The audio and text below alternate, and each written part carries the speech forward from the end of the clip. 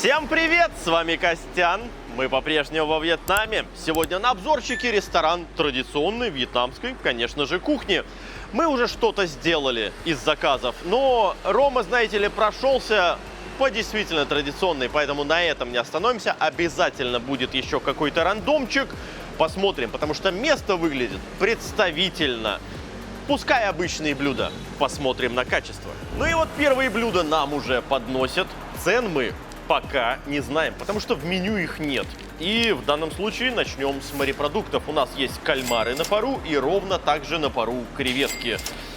Не откладывая в долгий ящик, можно отметить следующее. Наличие соусов прям замечательное, потому что мы не просили, знаете ли, каких-то дополнительных соусов, еще чего-то. Это они нам сами все на стол наметали. Поэтому быстренько кальмара и креветки с разными соусами. Я кальмара прежде всего, конечно же, с рыбным.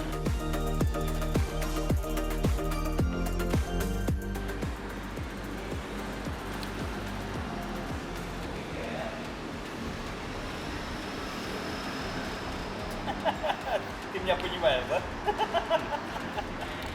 да? Да. Кальмарчик, к сожалению, замороженный-размороженный. Это вкусно и для непрожженного туриста вполне подойдет. Это есть можно, но по сравнению с действительно свежим, хорошим кальмаром это ерунда. Знаешь, ему еще чуть-чуть, и он был бы завяленный. Короче, вот примерно такое ощущение, ты жуешь его. Да.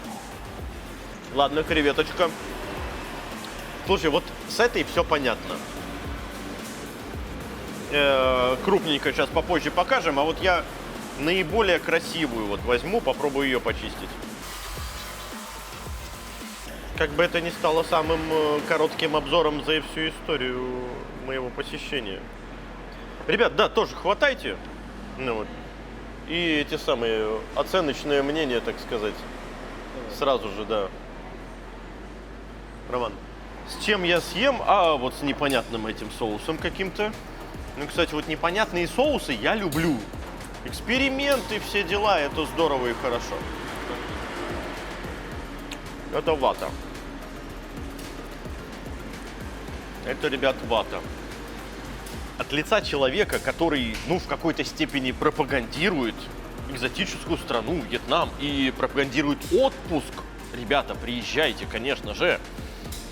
Но такие заведения дискредитируют эту страну, потому что здесь должны быть свежие морепродукты. Везде, в каждой самой затхлой забегаловке должны быть свежайшие морепродукты. Я абсолютно против того, чтобы мне, туристу, приехавшему в дорогой отпуск, да, это далеко лететь, это дорого стоит, подавали вот такие морепродукты. Такую ерунду, ребят, вы у нас в любом окее, там, пятерочках и прочее, вот этим вот совочком вот купите, заплатите много денег и попробуете ровно то же самое. Нет, это недопустимо. Евгений, у тебя есть что сказать? Да, у нас может быть вот то, что ты говоришь совочком, оно может быть не один раз заморожено, а 2, 3, 4. Тут, наверное, один, но все равно это заморожено. Заметь, наверное. Наверное, да. Я как человек, который третий раз во Вьетнаме и попробовал уже свежих морепродуктов, конечно, отличаю. И для человека, который, может быть, ни разу не пробовал, это, в принципе, съедобно и вкусно. Но когда ты знаешь, каким должен быть свежий морепродукт, как креветка или кальмар, здесь оно абсолютно другое. Оно немножко резиновенькое, такой ватный вкус. Вот, назовем это так. Опыта вообще нету, но абсолютная вата. Сухой продукт. А опыта, ты говоришь, при этом нет? Ага, понял. Несмотря на мой скудный достаточно опыт касательно креветок, мне показалось, что они действительно были заморожены. Панцирь очищается достаточно сложно. Да. Ребяткам ставлю, я не знаю, 2,5-3 балла. При этом при размере такого заведения, мне кажется, они могли бы постараться немного получше. Морепродукты, откровенно говоря, фейл. Просто двойка. И заметьте, это еще Роман не сказал своего веского слова. Сейчас он это сделает. Слушай, ну заведение так и называется, столовая с обычной едой. То есть это то, что едят вот люди, крестьяне каждый день. Видимо, вот им достаются вот такие креветки уже, Им достаются. которые не для туристических мест, куда ты приходишь за изысканной кухней, а вот самая обычная простая еда. Тут другое дело, какая будет цена. Если она будет такая же крестьянская, то окей. Если она будет туристическая, ну тогда пошли они в жопу. И там просто такой пик. А это мы узнаем, господа, как всегда, в самом конце. Нужно отметить из плюсов. Сейчас мы с морепродуктами, окей, закончили, все. Нужно отметить следующее. Вот нас 6 человек, и нам каждому поднесли по горшочку риса. В этом плане вот прям здорово и хорошо. Я вот куда-нибудь, ну давай я вот так вот, значит, ковырну малеха. И тоже в рыбный. Это мне нравится. Чуточка вот так раз. Длиннозерный, приятный. И в отличие от креветок, сухость риса хорошая. Это действительно здорово пожевать. Ну, короче говоря. Вот можно, если так, оп, и изнутри. Сейчас я комочек выковырю. О, вот так. Оп. Вот с рисом все хорошо. С рисом все вкусно. Да.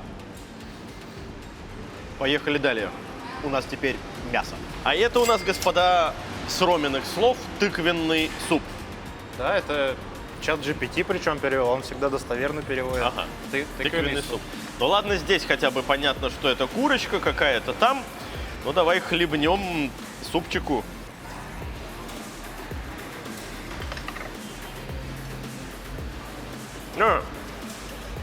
Овощички нормальные.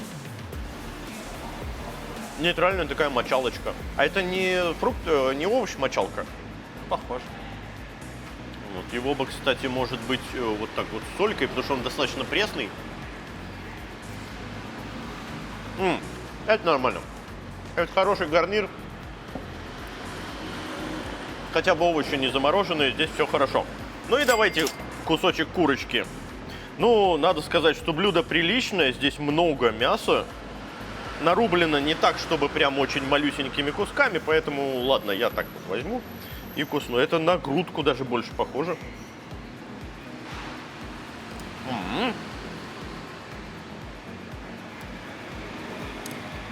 А это неплохо. Это, да, действительно грудка. Вполне себе мягкая. Даже где-то сочная. Я не назову это сухомяткой. С курицей, ребят, успех. По крайней мере, тот кусочек, который мне попался, это не сухо. Это вкусно. Ну, короче говоря, это замечательная курица. Вопросов нет. Ну, подостыла маленько, пока мы тут первые два блюда пробовали. Налетаем, да, действительно, берем плошки, кладем. Это смело можно есть. Рестом там заливать, все дела. Ну что, по поводу тыквы. Рома говорит, это тыквенный суп, так ему перевел чат GPT. Но мне мой переводчик перевел это как приготовленная тыква дяу-хау. Поэтому я бы, наверное, здесь не ставил им в претензию, что это суп или не суп. Сама по себе тыква вполне себе вкусная, свеженькая, хрустящая, приготовленная, видимо, на пару. Ну, в общем, претензий у меня нет. По поводу курицы. Курица вкусная, маринад хороший, похож на наш карри, немножко со стриночкой. Но единственная претензия, нарубили ее, конечно, хрен пойми как, то есть на очень маленькие кусочки. И вот эти мелкие косточки приходится прям обгрызать, обгладывать. Ну, в общем, да, это, видимо, местная особенность, но в плане вкуса 0 претензий, курица отличная. Ну да, полностью согласен, курица вообще шикарная. Хочется всю ее съесть, особенно вот эта подливка вместе с рисом. Блин, это нечто. Да, это вкусненько. Не долго думая, переходим к говядине. Надеюсь, она будет тоже неплохая, но я только что попробовал лук, и он нахрен сырой. Он не припущенный. Это вся борзота, вот это все в этом луке осталось. Вы представляете, съесть вот целиком. Вот здесь вот есть уже и потушенный. Это заготовка, очевидно, заранее. То есть лук у тебя в блюде либо сырой, либо растушенный. Как получается, что у тебя есть и растушенный, и сырой? Очевидно, заготовка заранее. Ладно, быстренько кусочек мяса. В подливочки окунуть. И вперед. О, мягко. Ух и ядреная подливка, соленая, мощная. Опять же к рису, понятное дело. Это вкусно. А ананас. А что так большие куски-то порубили?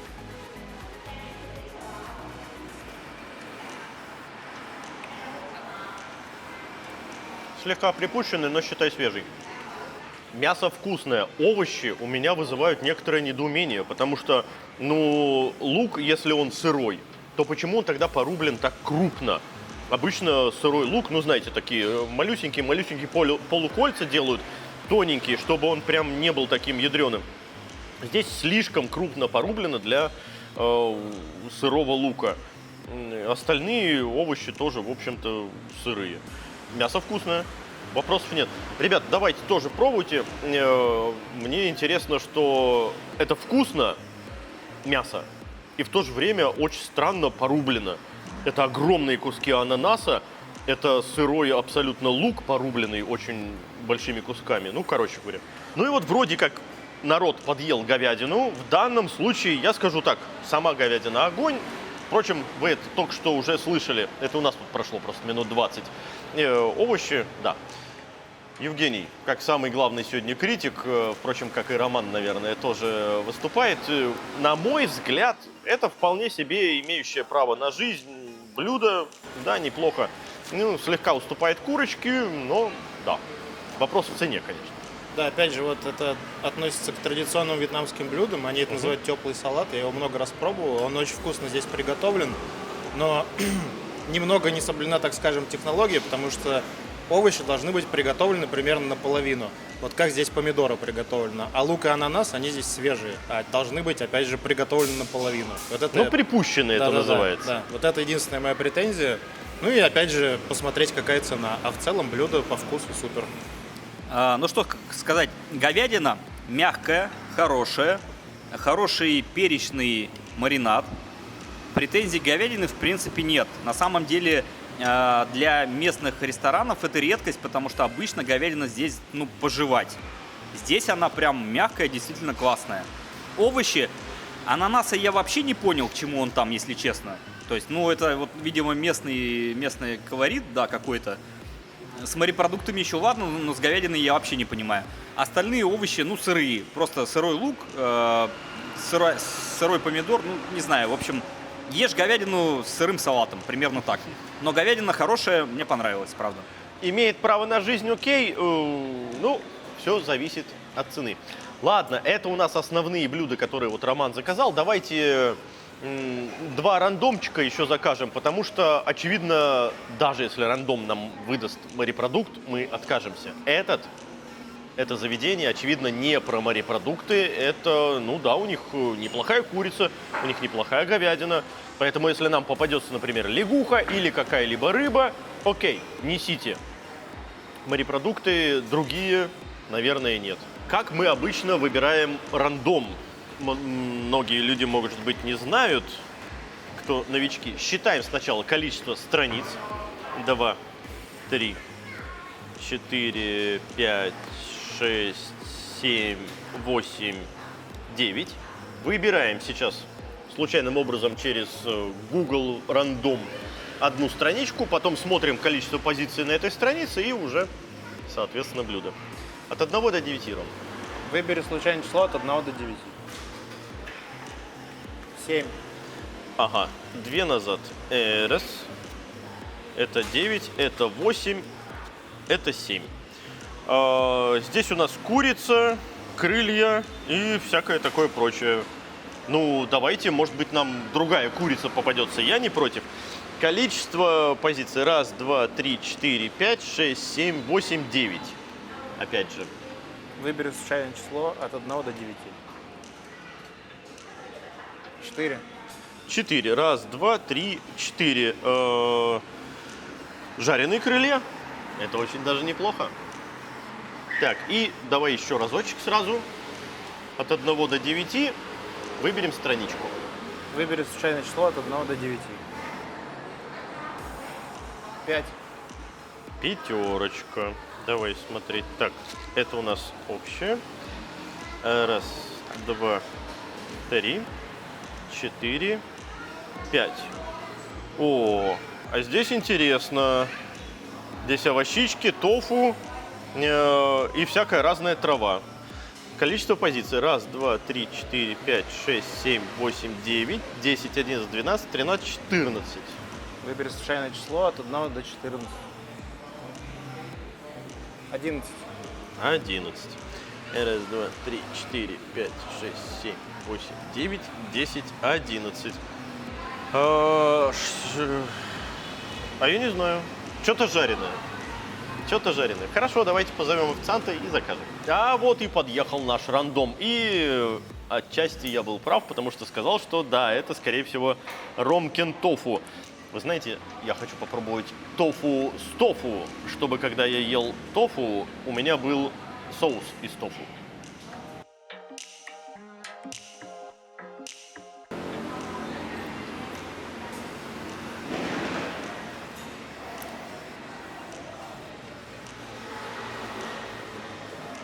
В этом что-то есть. Ферментированный тофу с неплохим поджаристым. Это забавно. Ром, я, наверное, когда-нибудь это даже полюблю. Нет. Короче, мне понравилось. Это довольно забавно, и особенно с этим вот действительно ферментированным тофу. Что же касается курочки. Да, у вьетнамцев зачастую такое бывает, что они пишут крылья, а приносят тебе измес из всего. Но здесь у нас абсолютно другой маринад. В чем они это приготовили? Потому что пахнет это медово-ореховым, не поймешь чем, короче говоря. Ну, давайте куснем. Это сладко, необычно, но неплохо. По сочности у них умеют готовить курочку, все нормально, все хорошо. Здесь есть и крылья, здесь есть и грудки, и ноги, как вы видите, тоже.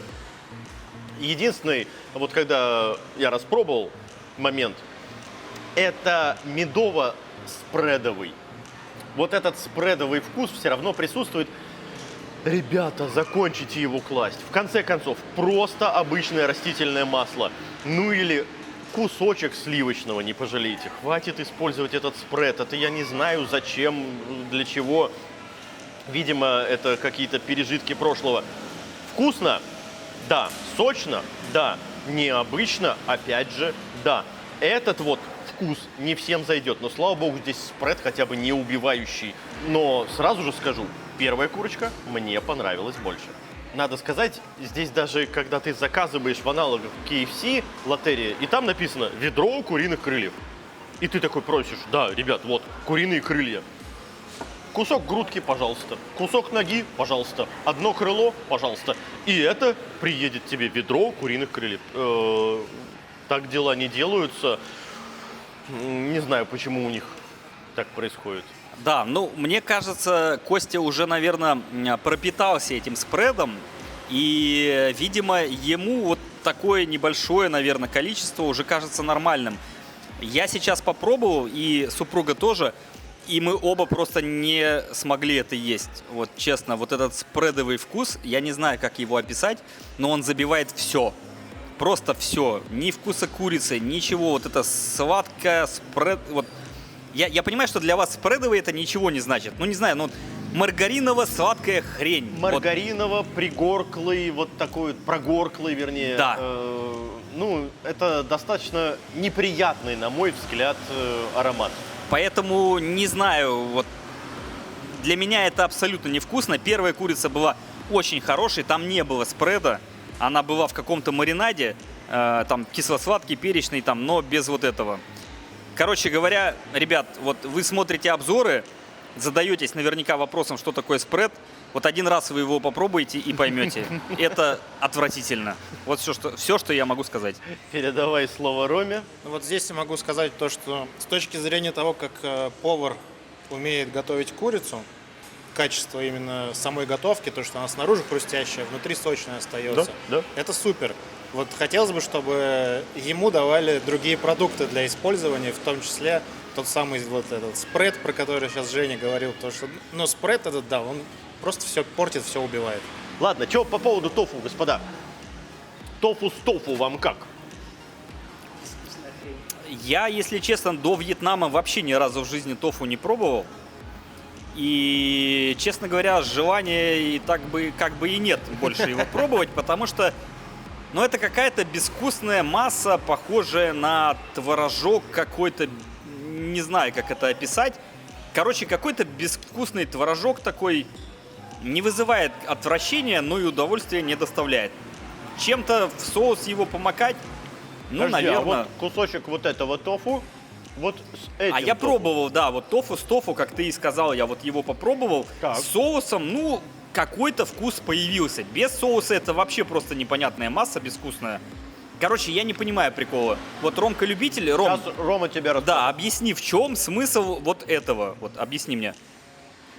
Но я лично люблю, когда тофу именно вот так приготовлен, когда внутри он как творог пресный, снаружи он с зажаристой корочкой. Это просто как губка для того, чтобы напитать его тем соусом, который ты любишь. Лично я люблю острый соевый соус вот с этим тофу. И, ну, мне это доставляет удовольствие. Сама консистенция, то, как это ты во рту чувствуешь. Ну, да. То есть просто вот из-за этого мне вот и нравится.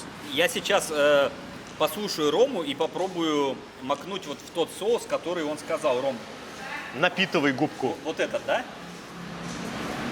Да, вот, Вот. соевый со стороной. Так, вот, мы берем вот этот тофу, непонятной вот этой консистенции. Ну, творожок. Ну вот, как бы вам показать, вот. Окей, напитал. По самой не балуйся. Побольше. Ну, конечно. Надо, видимо, выжать, да, а потом как опустить и чтоб... Да-да-да, чтобы впитал. Вот так достаточно? Нажми чуть-чуть, и чтобы впитал в себя. Вот и пробуй. И пробую. Так, хорошо. Он сейчас подгорать будет, там же остроты прилично.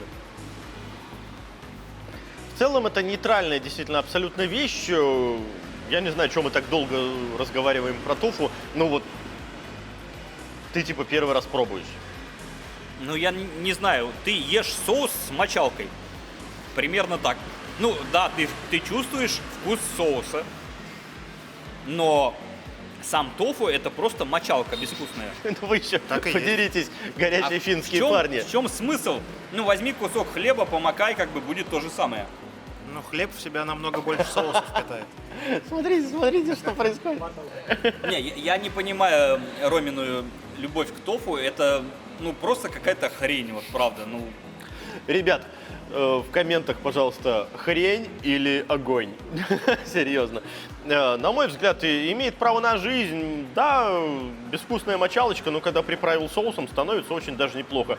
Тем более, что вот отдельно вот этот ферментированный тофу ты не съешь вообще никак. Это очень мощный ядреный вкус. А вот с этим мне зашло, мне понравилось. Так что ничего против этого не имею.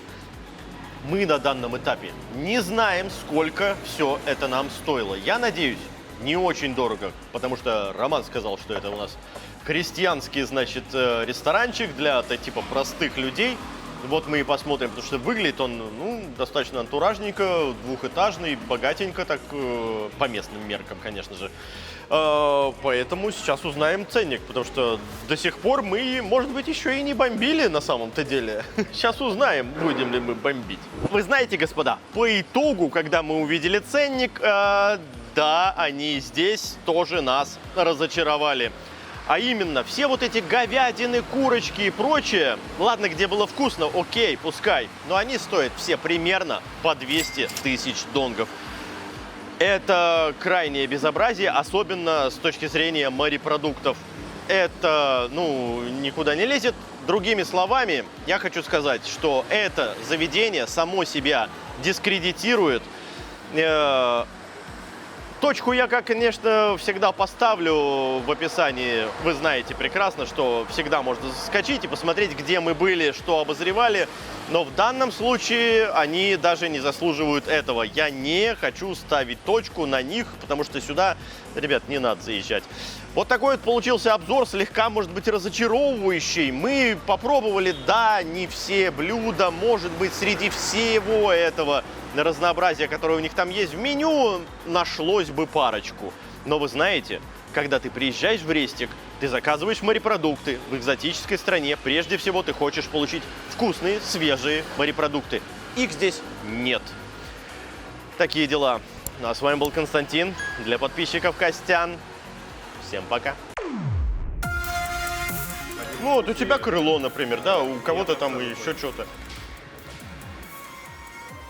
Пишем крыло, кидаем все подряд. Ну, и помидорку вот еще тоже попробую.